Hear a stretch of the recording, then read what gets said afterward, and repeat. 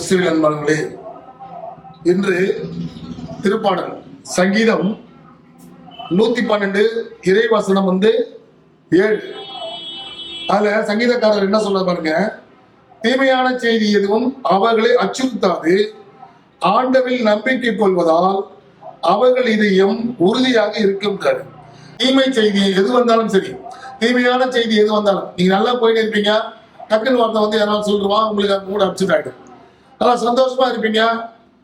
அந்த டைம் என்ன பண்ணணும், ஏன்னா உங்கள்கிட்ட ஒரு பேசணும், உங்களை அப்புறமா பார்க்குறேன் அப்படின்னு ஏதாவது ஒரு சின்ன விஷயம் சொல்லிட்டாங்களா, உங்களுக்கு அந்த இடத்துல எல்லாமே ஒரு அதிர்ச்சி ஆகிடும். ஸோ அது மாதிரி ஒரு தீமையான செய்தி வந்தாலும், அது மாதிரி ஒரு அதிர்ச்சி பண்ணாலும் நீங்கள் எப்பவுமே தைரியமா இருக்கணும், ஆண்டவருக்குள்ள நம்பிக்கையா இருக்கணும் தான் சொல்றாரு. நம்பிக்கை கொள்வதால் அவங்க இதயம் உறுதியாக இருக்கின்றார். நீ நம்பிக்கையோடு இருக்குன்னு சொல்றாரு. எப்பவுமே ஆண்டவர் இயேசு கிறிஸ்து என்ன சொல்றாருன்னா, எந்த செய்தி வந்தாலும், இந்த உலகத்துல எந்த செய்தி வந்தாலும் சரி, கட்டை செய்தி இருந்தாலும் சரி, இல்ல உங்க வேலையில ஏதாவது ப்ராப்ளம் வந்தாலும் சரி, இல்ல உங்க வியாபார தொழில ஏதாவது ப்ராப்ளம் வந்தாலும் சரி, இல்ல இந்த இயற்கையால மழையாலோ இல்ல பார்க்கிற புயலாலோ எது வந்தாலும் சரி, எந்த செய்தி வந்தாலும் எந்த நிகழ்ச்சி நடந்தாலும் நீங்க நம்பிக்கையோடு விசுவாசத்தோடு இருந்தால் உங்களுக்கு எந்த ஒரு பயமும் வராது, அச்சுறுத்தலும் வராதுன்றாங்க.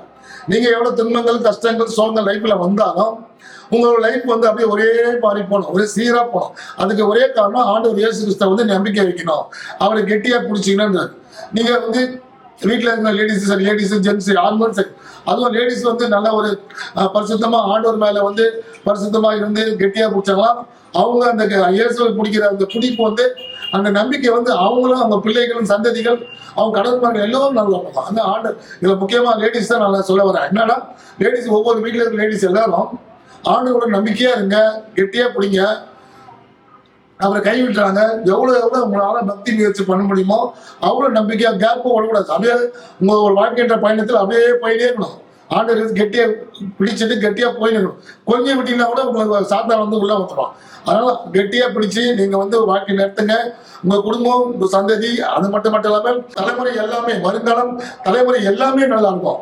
அதனால ஆண்டவர் எப்பவுமே எவ்வளவு துன்பங்கள், கட்ட செய்திகள் எது வந்தாலும் அவரை கெட்டியா பற்றி கொண்டு இறுகியா பிடிச்சு நல்ல பக்தியோடு வாழ்க்கையில் பயணம் செய்யுங்கள்.